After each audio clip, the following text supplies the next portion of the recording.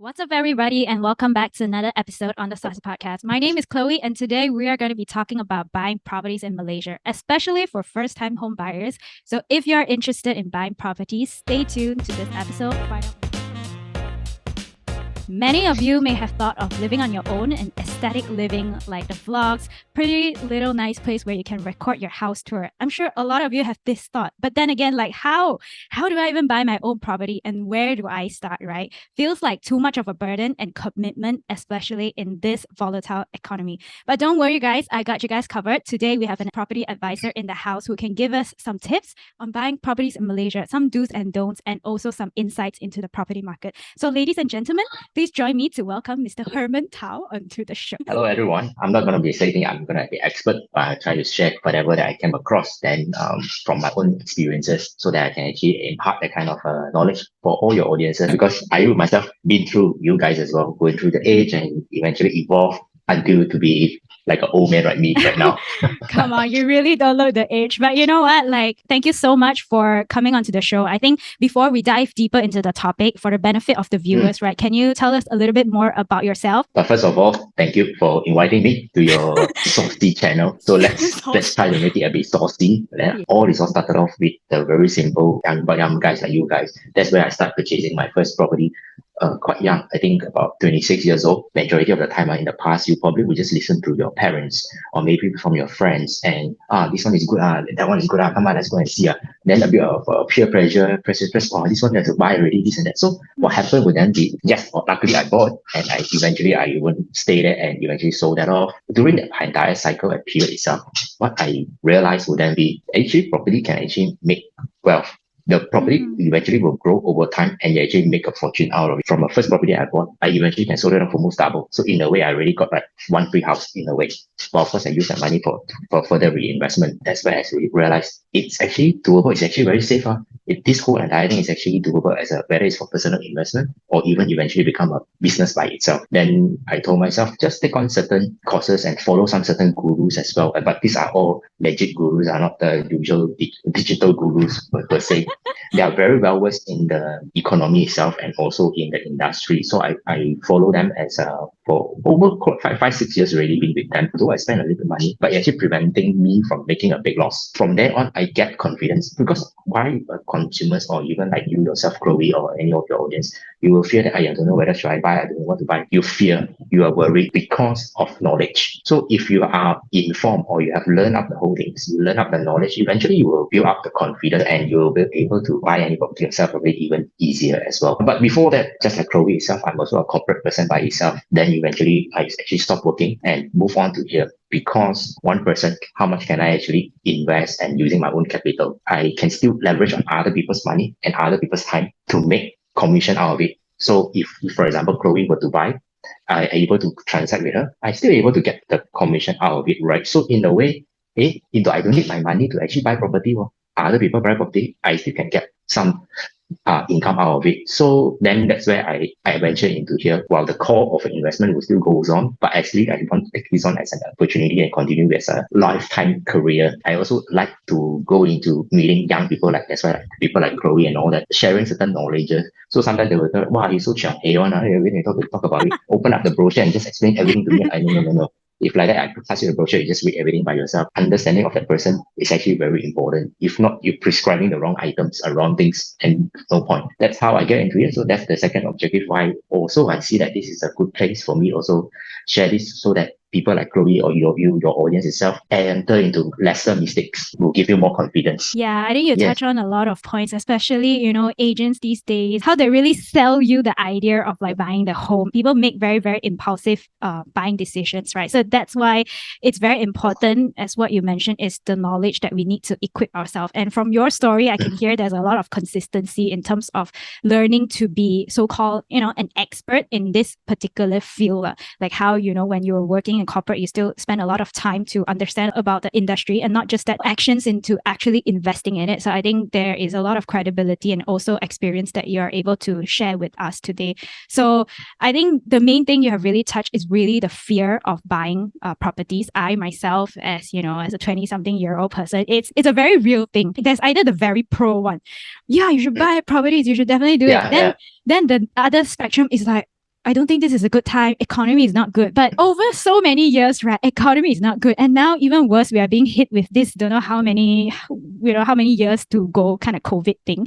So what is actually, what is your view on it? Like, does this COVID pandemic really makes it a very bad time to buy? I think buying property can be any time. If you really require the place to stay, right, or your wedding is coming up in the next 6 months, you require a place to stay, you have to buy, means you have to buy, no? So I think it's about sometimes a bit of a condition and the objective that you will require. Actually, any time is suitable time to buy. It's just that what product and when do you buy? Of course, when you talk about investment per se, you buy to invest or to rent out. Yes, that might require a bit of technical ways of doing things and analyzing the market. But if you are buying for your own home, who say 26 you can buy, 30 also you can buy, really depending on your current situation and current needs. So that's why I felt there's always one side who see very optimistic, then the other side will see always all the negative things. And negative thing is the one that you always see on the news now.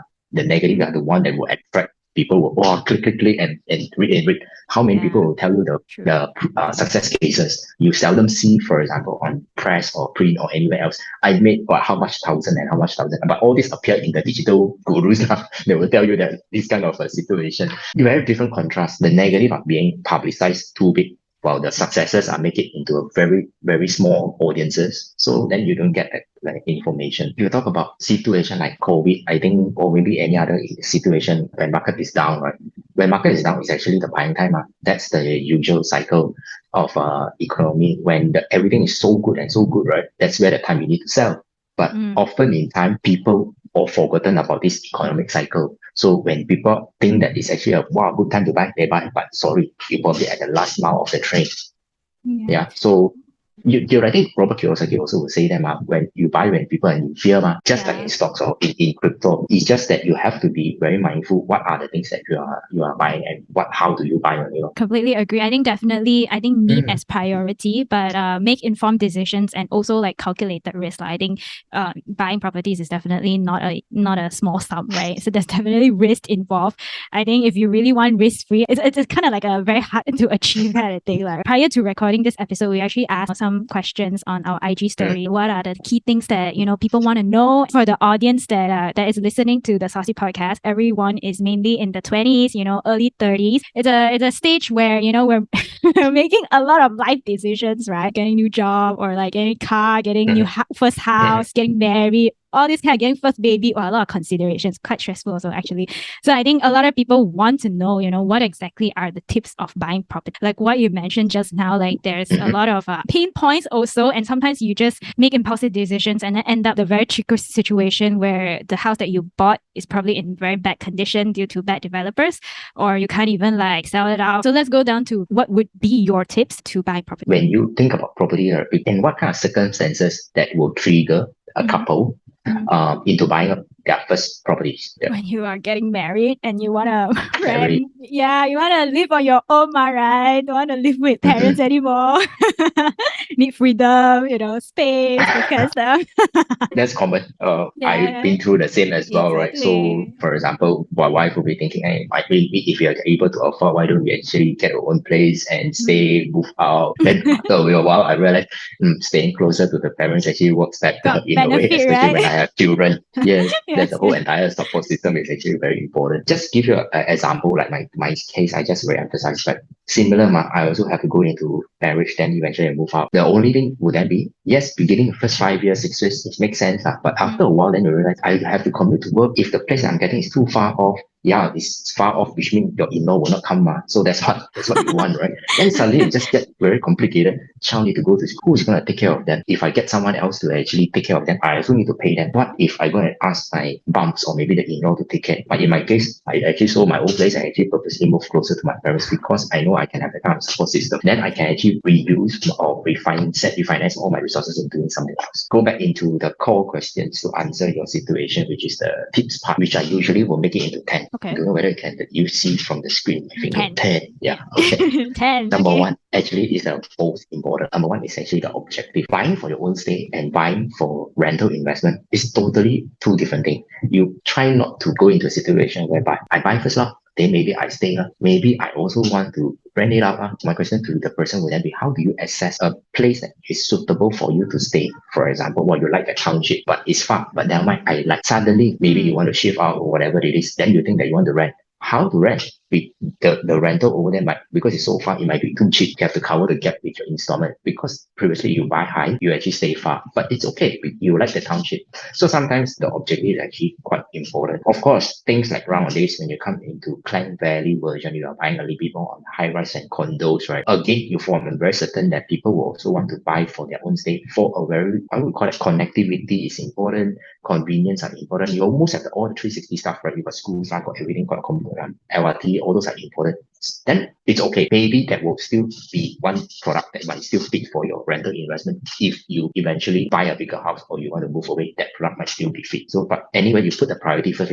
You want to go for your own stay, you evaluate the product for own stay first. Then your secondary will then count. Eventually, when you stay there for 5 years or 10 years, even you talk about investment, right? You want to sell it off, it's still possible to sell it off without appreciation. You might not be able to rent, but at least you can still sell at a bit of appreciation. That's number one, is the objective flow. Second part will then be the location. Where do you commute in between your work and maybe to your support system, and all those need to be taken into consideration as well. The third one will then be the must-have amenities. And must-have are not nice to have. One of the most critical problem that a usual buyer will face, or maybe a junior like you guys will face, is that, buy resale property actually very difficult. Actually, buy and sell is actually very easy one.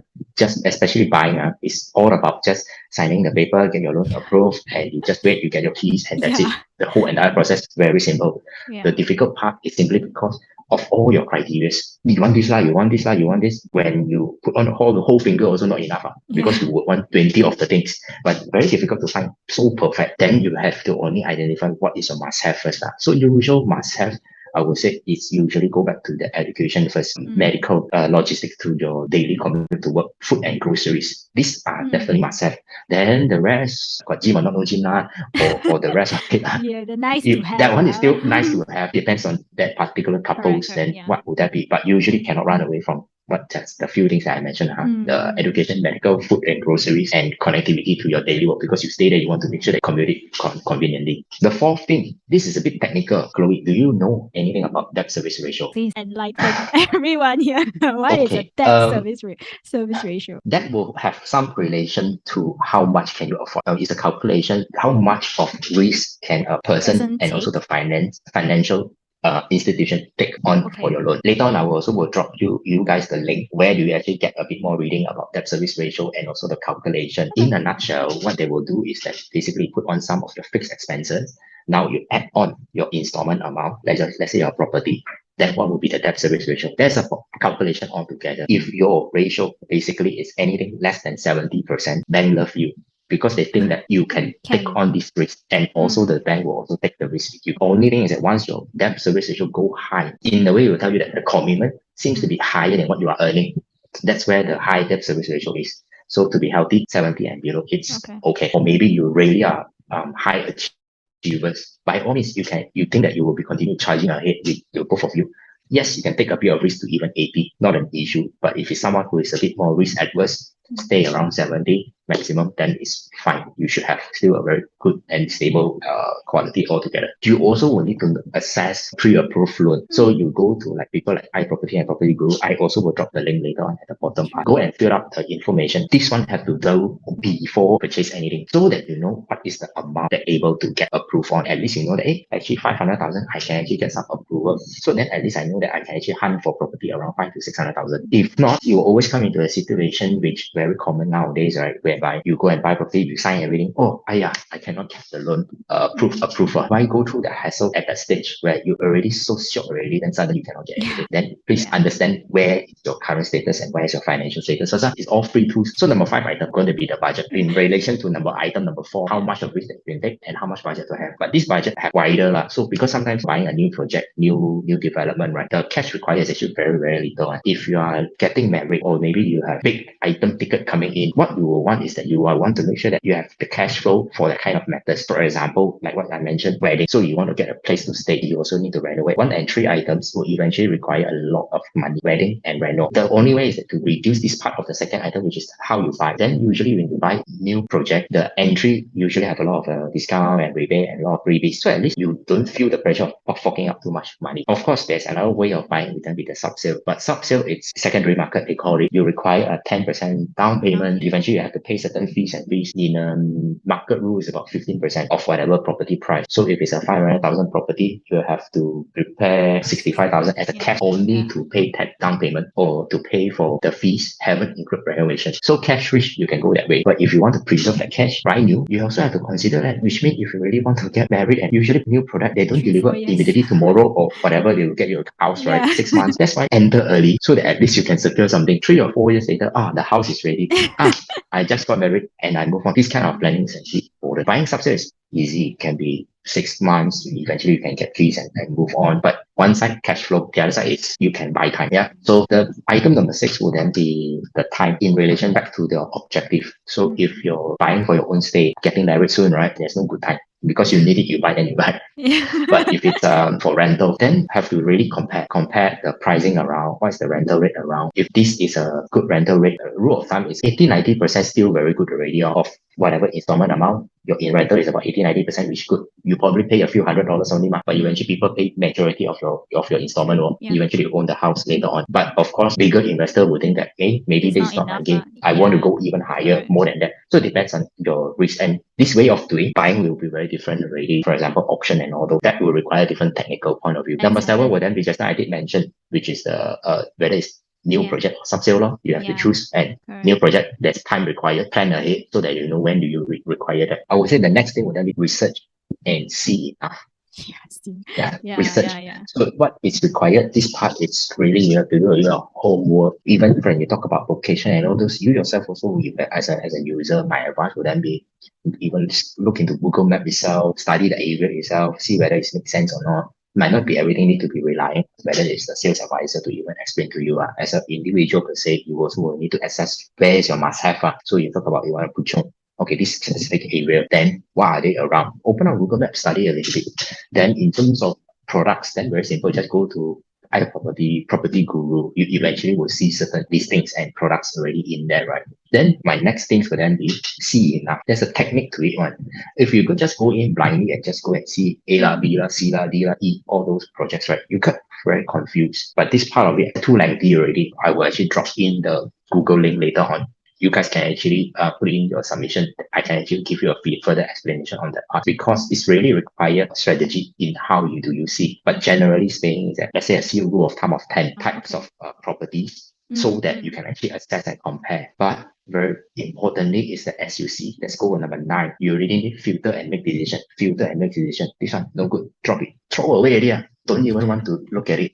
Then the next one come about, this one is okay. I put into my add to cart list, right? Okay, I add to cart. Then the rest, this one no good. Drop it. So you have to make decision. Don't just compare and keep on looking and looking. Then you feel that very confused, don't know which one to choose. Once you know this one is definitely no, throw away. Don't go and repeat anymore. Don't continue. Make decisions, small steps. Decision is actually important. That's the reason why some people can actually make the purchase very fast, 3 months, 6 months.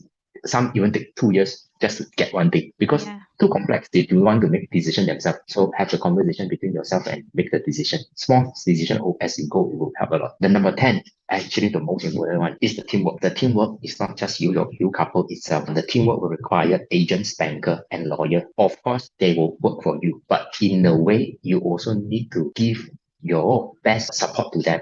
You need to make them understand what you need. You don't let them guess what you need. Sometimes, right, you are, even now, I'm on the negotiator part of it. When I try to ask some things from the client itself, they don't know what they'll give me very surface 1, 2, 3 items. This thing I think too basic, then it's very difficult for us to even give you prescribed solution for you. Then you think that this one no. That's why explain to them. Only they will be able to do a better job for you. They want to go out and hunt for you. It's also easier. When you give them a good brief, just like I think in any marketing work or any advertising work, you give them a good brief, yes. things will be better. You don't go and give them I got 500,000 lah. You go and find for me lah. Huh? How to find? What do you want? Don't know. Yeah. So work with them. Bankers is also the same. So those are the things we require, so that because they will be the one that assessing and get you the loans and all those. So agent, banker, lawyer. One thing I probably didn't explain a little bit more, which is just now when we talk about the financing part of it. Let me add it on. Why a person will be able to get approval easier is simply because the credit score at the back, right? The bank, when they see it, wow, this person, a good pay master, good credit, I give you the loan. This has a lot to do. So things like, for example, junior, if you don't even have a credit card, if you are not showing any proof to them that you are a good pay master, so take on a credit card, spend a bit, doesn't matter, then make sure that you pay. This can, you have to build on the financial profile they call it. So it's a tips. So things like credit card is a good tips. You need to spend for 6 months, make sure that you're able to pay off. Then after that, bank will then say, very good. So all the loan that you have at PTPTN, don't default, pay. All those things have a credit score itself. So that's about it. Thank you so much. I think it's very, very clear. You have an objective in mind, which I think is the top criteria and also mindset that you should go into buying properties. You have to be very, very intentional, if that's what I hear. When they say they want to see property, usually it's because they are attracted by the nice visual, the nice ads, everything. Now on TikTok and like Xiaohongshu, they have very, very nice videos. And actually I know. Let's go. Correct, let's go. And it's like a less than 5 minute kind of thing. So you just keep watching and you actually think that your house will look like that. But when you buy the house, it's empty. It's nothing like it, right? So you tend to go aimlessly. You get overloaded by options and you cannot make a decision. End up you never probably even make a decision, or worse, if you make the wrong decision because it's not what you want. For myself, my biggest takeaway is definitely planning in advance and also ahead for what exactly you want. When you mentioned about the support system, like this definitely was not in my mind at all. Like I think I'm just thinking like present. I know that I want to buy a house. The part where you say it's maybe too far for in-laws, too far for your mom to come. Very good point. Because like if and when I have a child, definitely I want to make it most accessible than them. More accessible. To them than actually for me to go to work. You know what I mean? Because sorry mom, sorry dad, but that's the reality of it. So I think that is a very interesting point, and I think it's also very important for all of the listeners here. Right now, everybody have this dream of living alone, then want to take the nice vlog of like house tour and all this kind of shit, and then they will make their house or spend a lot of money on renovation, right? So what about this part, right? Is it advisable to put a lot of money in renovation? Like what is a realistic and also like a good amount in terms of like renovation cost ratio versus your property price? This one again go back to the 2 points of your objective. If you buy for your own stay, you have to renovate to your liking, then you renovate to your liking. If you got money, you renovate. Got money, okay. No one can stop you, right? No one can stop you. You want anything automated or whatever, up to you. Not an issue. The only thing will then be you have to think how long are you going to use that property. Sometimes you might be buying a place, you want to stay, I understand. But just think that your first property might not be your last property. Because you would progress in your career. You might be moving to another country. You might be moving to anywhere. Maybe your fortune or financial just 10x, right? This small condo no longer fit me. I want to move to bungalow, for example. So try to think that your first property will not be your last property. And if it's not your last property, right, would you spend so much money into it? If let's say the property is 300,000, you go and dump in another 100,000. So you think that the whole entire thing worth 400,000. Sorry, the market don't see it that way. So imagine 5 years later, you progress, you want to sell the property, you can't sell 400. You will potentially think that, hey, how come I buy a property, I will lose money. Also, that's because you over injected. So try to have a reasonable amount. The amount is definitely infinite for this kind of case because it's really depending on what you wish for. Because if you ask me, my usual way of doing is if for own stay 30, 35, okay. That's already quite a lot already. So 500,000, you easily around 100 over 1,000 already. That is only for provided it's a bare unit. Nowadays, when you buy a lot of properties that already come with kitchen, come with this, right? Then you only need a bit of reno only. Plus, what I'm referring to is also is landed. So, but if it's a condo, the area that you need to renovate, you won't be that much. So try not to spend so much so that you know that another way of seeing it very simply, if you now buy the property at 300,000, let's say 10 years later, how much do you want it to sell? For example, I want to sell at 450,000. Doesn't matter, you put a number, but then you already know that I shouldn't renovate my house up to 450,000. Yeah, so I know that I don't make, okay, I renovate to this amount so that when I sell the house, I still get some cash out. Yeah, so that's important. And just now you touched on one thing. I think what about whatever they put into reno, there's always two part of it. Especially when you come to working, you will be very obviously heard the kind of word called working capital and non-working capital. Working capital or working things that actually add value to your properties are those fixed things. You extended the land, you add on more structure into it, you put on built-in stuff that you can't take on. You make all full tiles. Those are you add on hard fixtures. So the valuer, which is the bank valuer, will value, of course not 100%, but at least they will value it because you extended, which means you extended the gate or whatever it is. So they will give you the value. The only thing that those that will not be able to give you those kind of value is that no matter how nice is your sofa, also is irrelevant to them. True. You put on a very nice light, also sorry, it's nothing much. So all those are soft touches, and all those might not add a lot of value to you. These are the things that become very subjective. You might make it very nice to you, but the person going to buy from you might not like it. So True. they will not give you the value. So that is where the important part. And if it's for investment, it's very straightforward, depending on the product types. So usually if it's a condo thing within the 10%, you already can more or less do up the whole thing already. 500,000, you spend 50,000, a lot already for a condo. So usually if it's partial, even better, lesser money that you need to fork out. So if it's only for landed, maybe you will require a bit more. So you touch up 10% is good enough. You don't want to spend so much because if let's say you want to sell the property after you appreciate 30-40%, right? You have the 30% in your pocket, although you spend the 10%. So always have to think about what is your potential and your target selling price ahead first. That's where we call it exit plan. Property investor will always think, I buy the product itself, right? I already need to know how to exit. So if I want to know how to exit, then I know how much do I need to enter. Begin with so an those end are in mind. Begin with an end in mind. Estimated, at least some estimation. It's good, better than nothing. But this one, if you do not know, you can always, during your purchases or whatever, you just speak to the agent. Agent will potentially have that kind of knowledge to advise you. Okay, first is as long as you have money, you can go ahead, do whatever you want. But if that's not the case, right, then I think you can follow some of the guidelines here, like 10% condo and like 30%, 40% for like landed properties. Two things are stay and rent. It's very correct, very, very different thing. I think now kind of move into the more juicy part in terms of buying property with FO. Okay. Yes. All the Lang Chai Lang boys, please listen up. What we want to know, right? Okay, let's say now I'm unmarried now. Say if I want to buy a property, how do I go about it, right? Can I buy with boyfriend or not? Oh no, better buy with husband. What's a better option? You also wish that your boyfriend become your husband, right? So, and even though you get married already, it might be your husband, but eventually also will divorce, right? Correct. We never so know. I think in relationship, like what you mentioned, this one is super juicy. You guys must stay on. I also, after I got some this kind of advanced question from Chloe, I also have to actually check into some lawyers to get proper knowledge about the background on these things. Now, this is actually very interesting. Firstly, go back to the relationship. End of the day, no matter how, have to have the trust to the either party one. So that's actually very important, and the communication of it. There's actually many sections. So I would say that first would then be must be very aware about your commitment level. For example, if you're buying it together, are you going to commit into certain percentage of share, let's say 50-50 for the property? And are you going to be putting in the same installment amount? That kind of agreement and required. And again, go back to your relationship trust, right? If you don't think that you have that kind of trust to your relationship, don't touch it at all. Don't touch it all. But you really think that it's time for you to commit on the other side, together with your partner, then have this discussed as well as part of your marriage discussion. Okay. Then the next thing would then be, if you were to buy it together, there's actually two ways of doing it.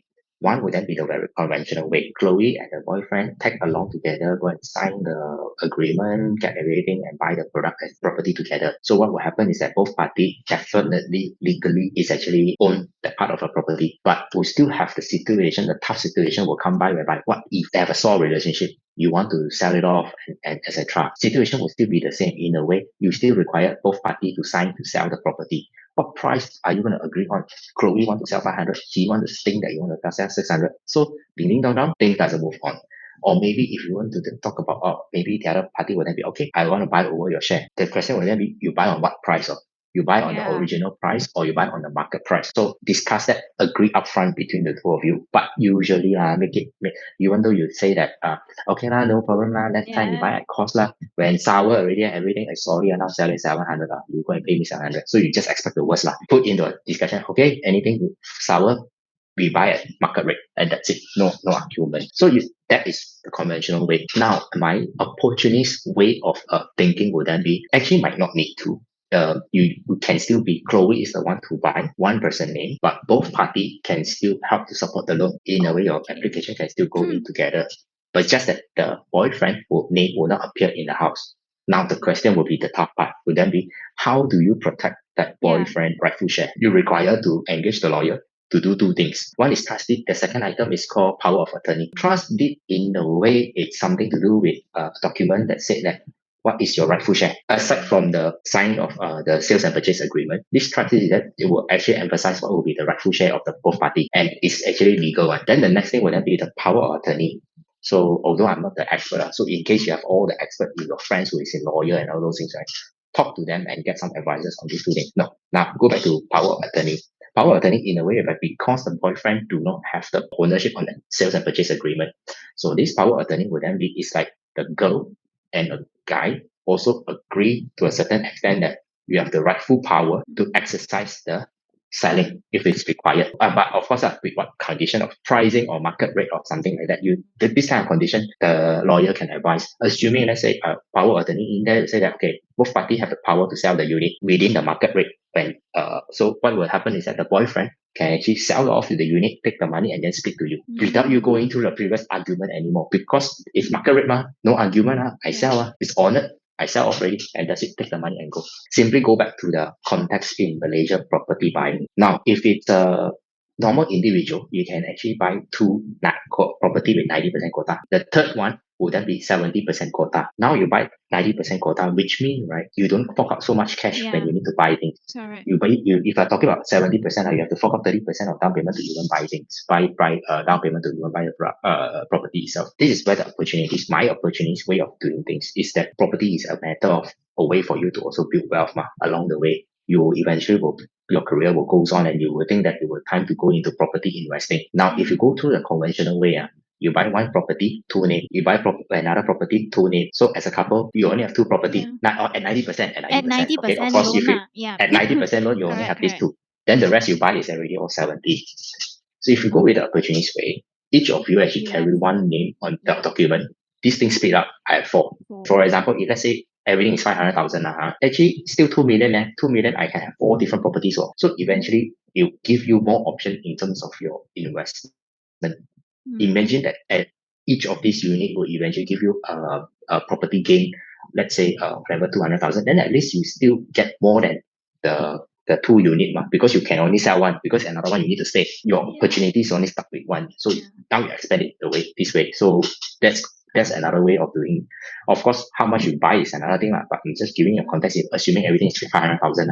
Then suddenly you got 4 products there. Imagine you go and buy a project and properties and tell the agent, don't worry, I buy 2 units on this unit. Don't worry, I can take it off the loan, no problem. Then you make it easier for you to do your investment also. Maybe by the time the project ready, you can sell already. Then you earn the 2 faster, flip it that way. This sounds more like a better find a right partner, good trustable partner. Right, so that you can actually you can still have don't need to be so opportunity. You can still have the one of it combined there. For example, like the property that you stay on. Example. Okay, this one die also have to lock you down. But the others try not to. You can still buy, and if you're able to service the loan, then both parties go and help out the loan, because it's investor minded. Investor minded, I think, is easier because there's no emotional attachment to the property itself. Yeah, I think that's a very interesting perspective, and I can see how you can really leverage on this so-called regulations in Malaysia. And I think not just only limited to the scope of partners, right? I think friends or whatever. If you think that you guys can work, or siblings, right? I think it's also another way to work your assets around, wealth around. Yeah, very very good insights. Actually, a new learning for me. Since you touch on this part, very simple, same issue as well. So you're assuming that you and your sister want to buy a property, although your capacity is already maxed out, you don't have the 90% anymore. But what I have is money. What Chloe should do would then be sister, you go and take on the name of the property, not an issue. I will also will help you as a 50-50 share to the property. Then just work on the trust grid and trust deed and also the power of attorney. Then both parties will be protected. Then you work with another one, maybe a best friend. Also same thing. What I have is money, because your audience might have a situation whereby some of them go to Singapore to work, right? The Singapore dollar is so big, it's times 3, so cheap. Now everyone that's working in Singapore, wow, I have this, leverage and like opportunity. Yes, but yeah, leverage I think, on other people. Correct. I mean, if you have it, then like, you are so rightfully able to exercise this right and opportunity of yours. Yeah, I think touch on a lot of points today. I think it's very, very fundamental property buying tips and also decisions that we need to take. I think there's a lot that you have to take in, especially for people who maybe just first time hearing about it or, just entering this phase of wanting to buy a property. I think, feel free to go back to the episode again to re-listen to it, or of course you can definitely reach out to Herman for any further consultation. Right, we will have all his socials and also even a Google link where you can kind of like put in your questions and he will also get back to you. But I think today what we really want to get out today is that we want to share a little bit more about buying properties in Malaysia, because this topic is a very huge life decision to make. But at the same time, information is abundant, but don't know how and when to start at some point. So I think this is a really good coverage in terms of all the things, like let's say what do you need to take into consideration when you buy a house. And of course, if you want to buy with someone else, right, I think that's the tricky part and also a phase that everyone is going into. How do we navigate around it? So I would like to say, thank you so much for coming on to share all this knowledge with us. I'm very happy to say that, for the first time in the Saucy podcast, we are doing something more serious that is relevant to like adulting people. We are going into that phase already. We're transitioning. We're not getting old. It's just that, we are making more important life decisions. But still we can have fun, right? Yeah. So face the reality. Yeah, everyone will just have to move on with the life stage, right? Correct. So it's a matter of time will come by.